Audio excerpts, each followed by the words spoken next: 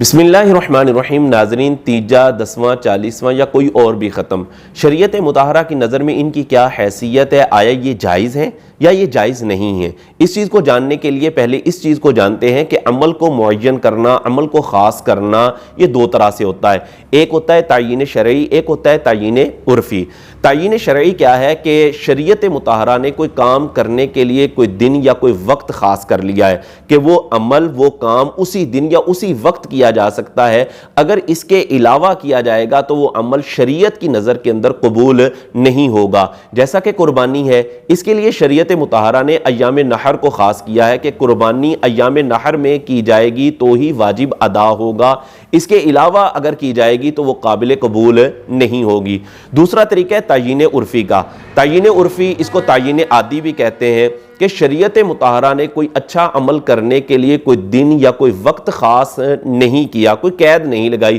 آپ جب چاہیں وہ عمل کر سکتے ہیں، لیکن آپ اپنی سہولت کے لیے یا کسی مصلحت کی خاطر اس اچھے عمل کو کرنے کے لیے کوئی دن یا کوئی وقت خاص کر لیتے ہیں تو اس کو کہتے ہیں تعیین عرفی یا اس کو کہتے ہیں تعیین عادی۔ اور شریعت مطہرہ کی نظر کے اندر یہ تعیین عرفی یعنی کسی مصلحت کی خاطر یا اپنی سہولت کی خاطر کوئی دن یا کوئی وقت کو خاص کر لیا جائے تو شریعت مطہرہ جو ہے وہ اس کام سے منع نہیں کرتی، آپ اس کو کر سکتے ہیں۔ جیسا کہ ہم روزمرہ کے معاملات کرتے ہیں، روزمرہ کے کام کرتے ہیں تو ہم کوئی دن یا کوئی وقت خاص کر لیتے ہیں تو یہ درست ہوتا ہے۔ جیسے کہ ختم بخاری کا اجتماع کرنے کے لیے ہم کوئی دن خاص کر لیتے ہیں، کوئی وقت خاص کر لیتے ہیں تو یہ بالکل جائز ہوتا ہے۔ اور اگر دیکھا جائے تو کتب احادیث سے ہمیں یہ چیز نظر آتی ہے، بہت ساری مثالیں ملتی ہیں۔ جیسا کہ ایک مثال میں آپ کے سامنے رکھتا ہوں کہ بخاری شریف کے اندر یہ بات موجود ہے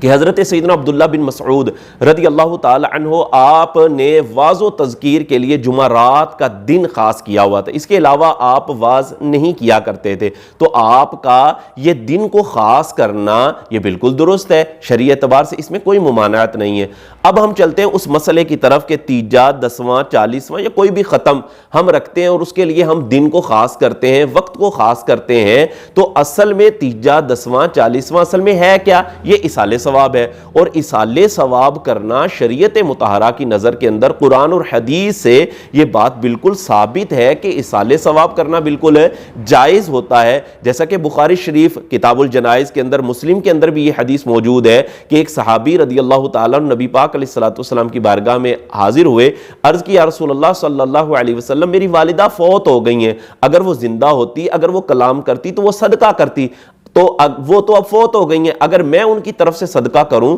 تو آیا ان کو ثواب پہنچے گا، ملے گا؟ تو نبی پاک علیہ السلام نے ارشاد فرمایا نعم، ہاں، اگر تو اپنی والدہ کی طرف سے صدقہ کرے گا تو تیری والدہ کو ثواب دیا جائے گا۔ اسی طرح بخاری شریف کے اندر یہ بھی روایت موجود ہے کہ حضرت سعد بن عبادہ رضی اللہ تعالی عنہ کی والدہ فوت ہو گئی تھی، تو آپ رضی اللہ تعالی عنہ حضور کی بارگاہ میں آئے اور عرض کی یا رسول اللہ صلی اللہ علیہ وسلم میں اپنی والدہ کی طرف سے صدقہ کرنا چاہتا ہوں، تو کون سا صدقہ کروں جو کہ بہترین ہو؟ تو حضور علیہ السلام نے ارشاد فرمایا الماء، پانی کا صدقہ کرو۔ تو حضرت سعد بن عبادہ رضی اللہ تعالی عنہ نے اپنی والدہ کے اصال ثواب کے لیے کنواں کھدوا دیا اور اس کا نام ہی یہ رکھا گیا کہ یہ کنواں ام سعد کے لیے ہے۔ تو ناظرین، یہ تیجا، 10واں، 40واں اصل میں یہ اصال ثواب کے لیے تعیین عرفی ہے، یعنی کہ کوئی بندہ فوت ہو گیا ہے تو فوتگی کے تیسرے دن ہم کہتے ہیں جی یہ تیجا ہے، تو تیسرے دن جو اصال ثواب کیا جائے اس کو ہم نام دے دیتے ہیں یہ تیجا ہے، اور اگر کچھ دنوں کے بعد کیا جائے تو ہم اس کو کہہ دیتے ہیں جی یہ 10واں ہے۔ تو یہ تیجا، 10واں، 40واں